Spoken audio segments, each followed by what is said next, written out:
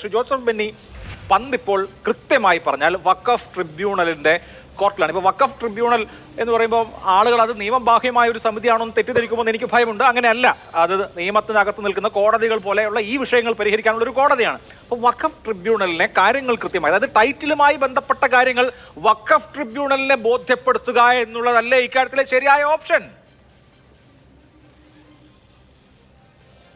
രണ്ട് കാര്യങ്ങളുണ്ട്. ഒന്ന്, ട്രിബ്യൂണലിലുള്ള ആ ഓപ്ഷൻ ഉണ്ട്. ട്രിബ്യൂണലിൽ ഞങ്ങൾ വളരെ ഭംഗിയായിട്ട് രണ്ട് വക്കീലന്മാരെ ഞങ്ങൾ വെച്ചിട്ടുണ്ട്. അവർ രണ്ടുപേരും ശക്തമായ രീതിയിലുള്ള വാദങ്ങൾ അടുത്ത ദിവസങ്ങളിൽ തന്നെ തുടങ്ങും.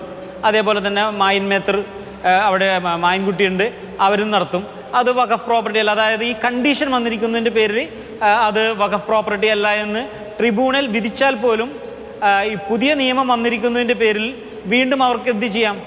ആ നിയമത്തിലായാലും അല്ല ഇനി പഴയ നിയമത്തിലായാലും അവർക്ക് അതിന് അപ്പീൽ പോകാൻ സാധിക്കും. അതും കോടതി വ്യവഹാരങ്ങൾ നീണ്ടുപോകും.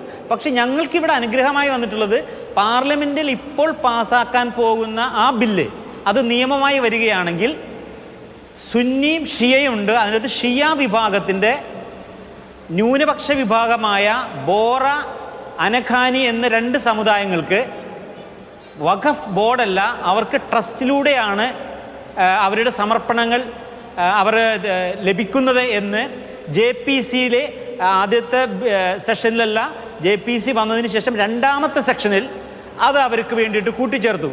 ആ കൂട്ടിച്ചേർത്തിരിക്കുന്നത് മുനമ്പം ജനതയ്ക്ക് കൂടി ഉപകാരപ്രദമാകാൻ വേണ്ടിയാണ് എന്നാണ് എനിക്ക് മനസ്സിലാക്കാൻ സാധിക്കുന്നത്. കാരണം 1860 സൊസൈറ്റി ആക്റ്റും പ്രകാരം രജിസ്റ്റർ ചെയ്തിട്ടുള്ളതാണ് ഫറൂഖ് കോളേജ്. 1948 ഫറൂഖ് കോളേജ് സ്ഥാപിതമാകുന്നത്. ആ സമയത്ത് അത് സൊസൈറ്റി ആക്ട് പ്രകാരം രജിസ്റ്റർ ചെയ്തതാണ്. 1950 ഫറൂഖ് കോളേജിന് ഈ സൊസൈറ്റിക്ക് ഗിഫ്റ്റായി കൊടുക്കുന്നത്. അതുകൊണ്ട് ഫറൂഖ് കോളേജിന് അങ്ങനെ ഗിഫ്റ്റായ ഫറൂഖ് കോളേജിന് ഈ ട്രസ്റ്റിലേക്ക് വന്നിരിക്കുന്നതിൻ്റെ പേരിൽ ആ ട്രസ്റ്റും അനഖാനിക്കും ബോറക്കുമുള്ള ആ ട്രസ്റ്റും തമ്മിൽ ഒരേപോലെ വരുമ്പോൾ ട്രസ്റ്റിന് കിട്ടിയിരിക്കുന്ന, സൊസൈറ്റിക്ക് കിട്ടിയിരിക്കുന്ന എല്ലാ സമർപ്പണങ്ങളും അത് പക്ഷെ വളരെ വളരെ വഖഫ് ബോർഡിന്റെ കാര്യം പറഞ്ഞതുപോലെ അത് ഞങ്ങൾക്ക് ഗവൺമെന്റ് ഈ പറഞ്ഞ ദാവൂദി ബോറ അടക്കം മുസ്ലിം വിഭാഗത്തിലെ ഒരു അവാന്തര വിഭാഗമാണ്.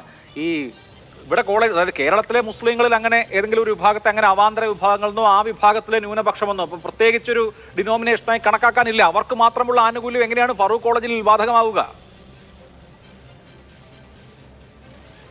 അല്ല, അവർക്ക് വേണ്ടി മാത്രമല്ല, അത് നമ്മൾ ബില്ല് പുറത്തു വരട്ടെ, അവർക്ക് വേണ്ടി ബില്ല് നിയമമാകട്ടെ. അവർക്ക് വേണ്ടി മാത്രമല്ല, ഇത് മുനമ്പം ജനതയ്ക്ക് കൂടി വേണ്ടിയാണ്. ഏതൊരു സമർപ്പണങ്ങളും സൊസൈറ്റിക്ക് ലഭിക്കുകയാണെങ്കിൽ അത് വഖഫ് ബോർഡിന് അധികാരമില്ലാത്തതാണ് എന്നാണ് അതിൽ പറയുന്നത്. അതുകൊണ്ട് ഇവിടെ ഞങ്ങളുടെ പ്രശ്നം അതോടുകൂടി തീരും എന്ന് തന്നെയാണ് ഞങ്ങളിപ്പോൾ വിശ്വസിക്കുന്നത്.